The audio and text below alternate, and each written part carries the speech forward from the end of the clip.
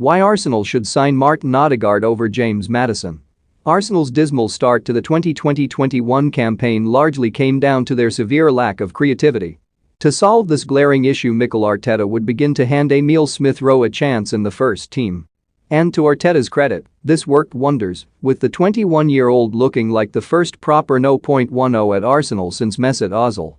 The Gunners would then sign Martin Odegaard on loan during the winter transfer window to help share some of the creative burden with Smith-Rowe. However, the Norwegian would return from his loan at the end of 2020-21, with Arsenal once again left searching for a 0.10 style player to support Smith-Rowe. Early in the window, Arsenal looked to have found the perfect player in Emi Buendia, but the North Londoners were pipped to that signing by Aston Villa. After losing out on Buendia, Arsenal now look to have turned their attention primarily towards James Maddison. The Gunners' links to the midfielder emerged back in June, but they have begun to ramp up in the last week or so. Arsenal are said to have offered players and cash for Maddison, whilst Leicester City are only believed to want money for any transfer. On the surface, Arsenal signing James Maddison would look to be a good idea. He is a proven Premier League talent who, at 24, is still yet to enter his prime years. However, when you delve a bit deeper into it, there are actually several reasons why Arsenal should avoid a Maddison pursuit and instead focus their efforts on re-signing Martin Odegaard from Real Madrid. Back in June, it was expected that Odegaard would stay in Madrid for the 2021-22 campaign. However, reports earlier this week are now suggesting that Odegaard is likely to be sold this summer. So, here at 101, we have examined why Arsenal should move for the 22-year-old this summer instead of Maddison. First up comes the two players' positioning.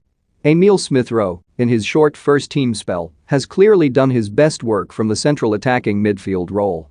He can operate on the left as well, but he is much more suited to playing through the middle. ESR has also been handed the coveted 0.10 shirt this summer as well, suggesting that he is set to be Arsenal's main central attacking midfielder in 2021-22. So, any more creative players brought in will need to be able to operate alongside Smith-Rowe rather than as a direct replacement.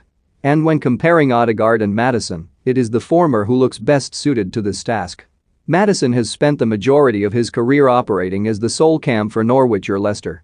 He has been used as a left midfielder on occasion, but he, like Smith-Rowe, clearly works best as the 0.10 in a 4-2-3-1.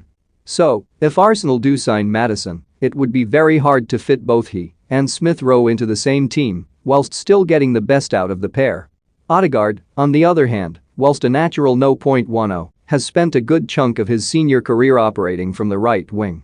He has so far done so on 81 occasions and would play some of his best football from this position whilst on Real Sociedad's books.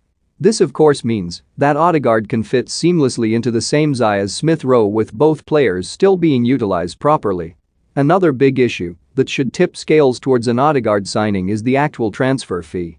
Though not 100% official, it is believed that Real Madrid would want around €50 million to part with the Norwegian, which is about £42.5 million. Maddison, on the other hand, would reportedly set any potential suitor back between £70 million and £60 million. And as Leicester do not want to accept any players for Maddison, as covered above, then it would be a straight cash deal, obviously meaning that Odegaard would be the cheaper option for Arsenal. But even if both players were set to cost the exact same amount, a case could still be made that Arsenal should sign Odegaard instead. The main reason for this being that Leicester are a direct rival of Arsenal, whereas Madrid are of course not. The Gunners are far from the team that finished in the top four every year under Arsene Wenger, and Mikel Arteta's side are clearly not challenging the likes of Manchester City, Chelsea, Liverpool, and Manchester United for the title. Instead, Arsenal are